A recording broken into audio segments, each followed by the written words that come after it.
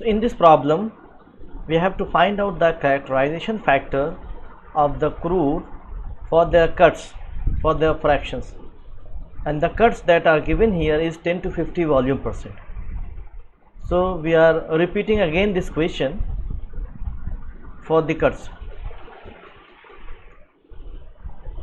Now to calculate all these things that we have discussed earlier, this is the initial value of the cut 10 volume percent and this is the final value.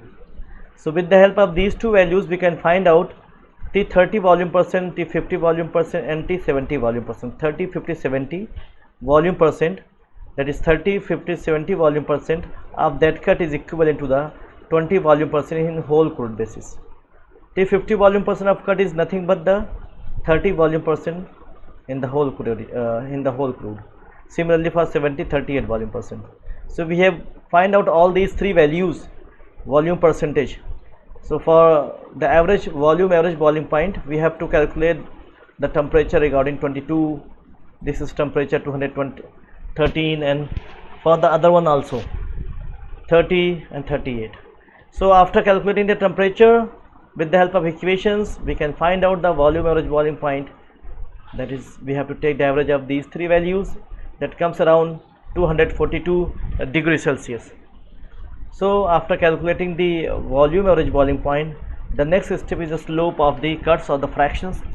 This is the important thing because earlier we have discussed about how to find the slope, but there are one mistake.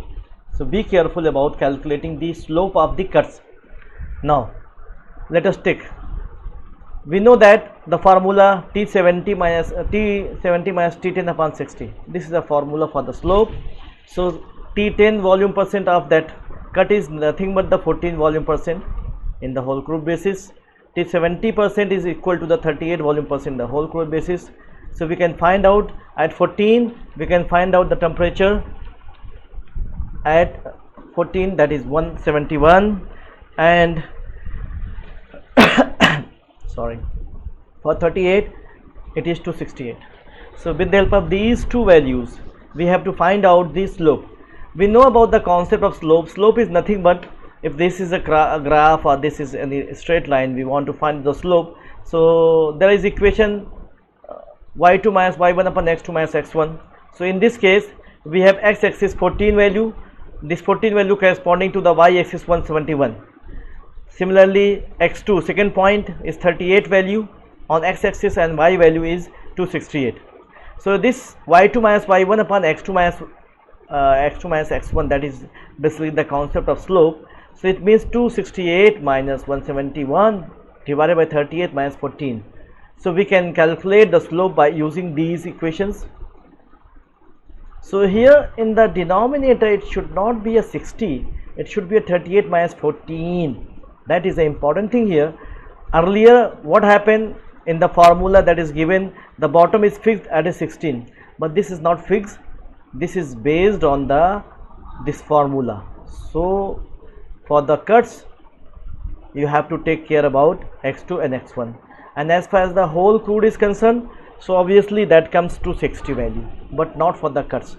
So be careful about the cuts. So the slope value is comes around 4.1. After calculating the slope value, this is, I have told you that this is a wrong and this is the right method to calculate. So don't forget to take the x2 minus x1, means these two values. Now the next step is to find out the delta T differential. So slope is given here 4.1, and obviously that 200 around, the temperature is around how much is temperature is 242. So 242 temperature is not here, so we can guess the temperature just below the 260 value. So with the help of approximations we can say that the value comes around minus 50. So minus 50 is the delta T differential equations. So average boiling point calculated, slope is calculated, delta T is minus 55, sorry, minus 55, it's minus 56, minus 55 value should be there.